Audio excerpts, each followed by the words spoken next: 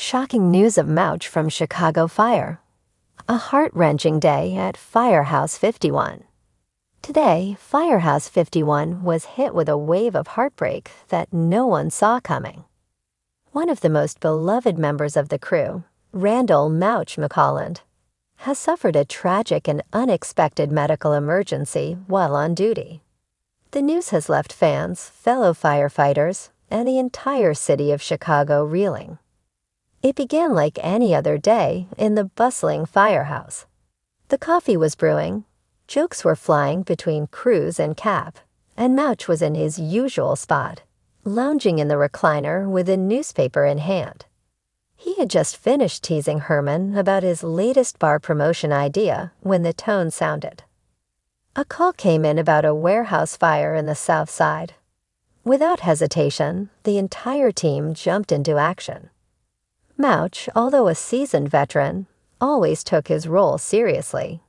He was first on the truck, suited up and ready to lead by example. The fire was intense, thick smoke, unstable floors, and panicked workers still trapped inside. Mouch and his partner climbed to the second floor where a small group of employees were huddled together, coughing and terrified. The flames had cut off their exit. Despite the danger, Mouch remained calm. He radioed for backup and reassured the workers. "You're gonna be all right. We're getting you out," he said with that firm, fatherly tone fans have come to love. In a matter of minutes, he and his team led the group to safety, guiding them one by one down a crumbling staircase. But just as the last person was handed off to paramedics, disaster struck. With a loud crack, part of the ceiling above collapsed. Mouch instinctively shoved one of the younger firefighters out of the way and took the brunt of the debris himself. He was buried beneath burning beams and heavy rubble.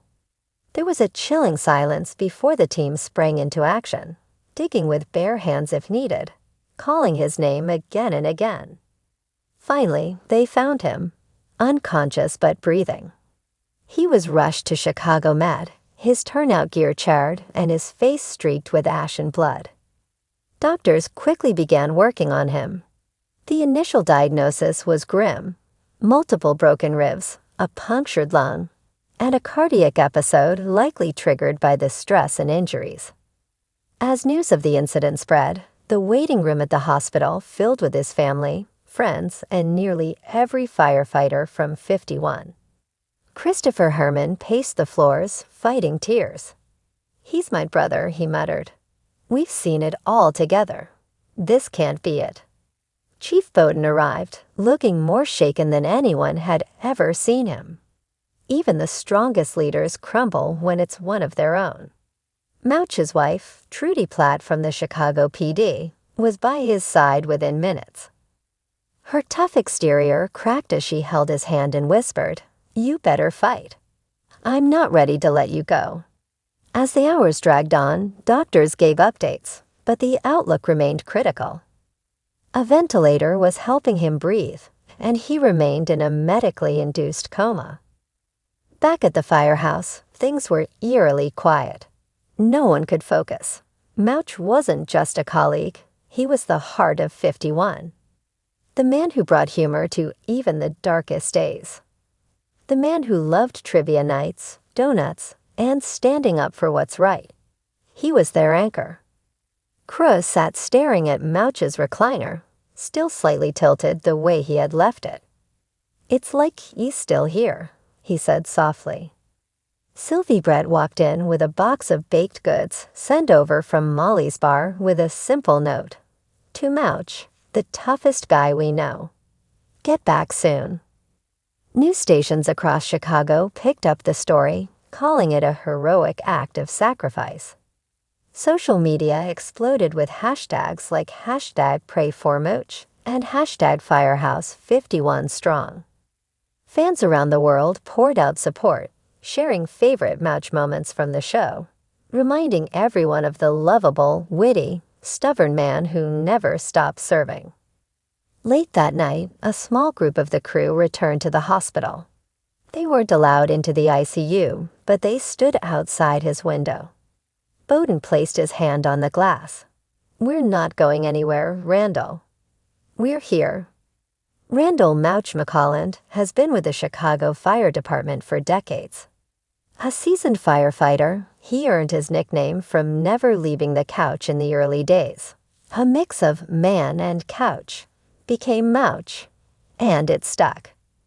But there's always been more to him than jokes and laziness. Underneath was a deeply loyal, brave, and compassionate soul. He's faced fires, floods, shootings, explosions, and somehow always came out cracking a joke, reminding the team to laugh toward rookies, stood up to injustice, and even ran for union president. And of course, his marriage to Trudy Platt brought together the worlds of Chicago Fire and Chicago PD, giving fans one of the most endearing crossovers in television history. As the days passed, Firehouse 51 tried to maintain some sense of normalcy. Calls kept coming. Fires didn't stop. But something was missing. Someone was missing. In a rare moment of vulnerability, Kelly Severide told Casey on the apron of the station, "We all thought he'd be the one to retire with honors, tell stories to the next generation. Not this." Even Stella Kidd paused her training sessions to organize a blood drive in Mouch's name. Meanwhile, Trudy remained steadfast, refusing to leave the hospital. "He's a fighter. He's pulled off miracles before," she told the press with tired eyes. And then, a whisper of hope. Doctors reported a slight improvement. The swelling in his lungs had gone down. He was responding to light. Trudy gripped his hand and swore she saw his fingers twitch. It wasn't much, but for the people who love Mouch, it was everything. Chicago is a city built on grit, loyalty, and resilience, qualities Mouch embodied every day. In the wake of his injury, firefighters from all over the city showed their support. Station 19 sent flowers. Truck 81 wore black tape over their badges in silent solidarity. The mayor released a statement praising Mouch's bravery and long-standing service. Even former members of Firehouse 51 called in.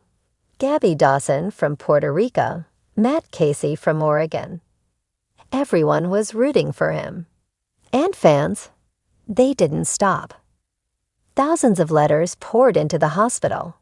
Children drew pictures of firefighters saving lives. One little girl wrote, "Dear Mouch, you saved people. Now it's our turn to save you with love." As of this morning, Mouch remains in critical but stable condition. Doctors are cautiously optimistic, but stress the road to recovery will be long. He may face surgeries, rehab, and months before returning to duty, if he ever can. But knowing Mouch, he'll have something to say about that. The crew is rallying. Herman is already planning a benefit at Molly's. Brett is organizing counseling sessions for the team. And Bowden has made one thing clear. Mouch will never be alone. Because Firehouse 51 is more than just a team. They're a family.